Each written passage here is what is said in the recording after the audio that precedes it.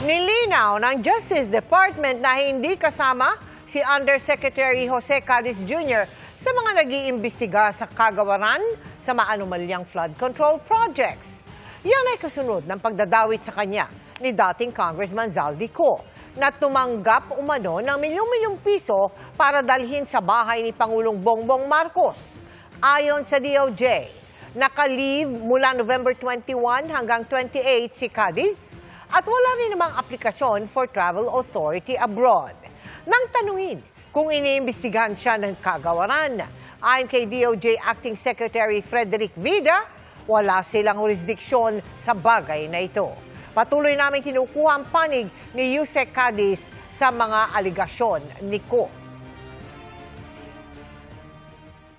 Dalawa po kami na hindi na-assignan to interview any of the witnesses. Hindi visible sa akin yung mga evidence being gathered, yung testimonies ng potential witnesses, similarly with Yusek Cadiz. So, until today po, he is not involved in any of the ongoing investigations relative to the flood control issues of the Department of Justice.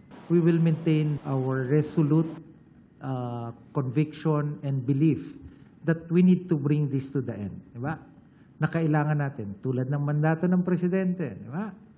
Where the evidence will lead.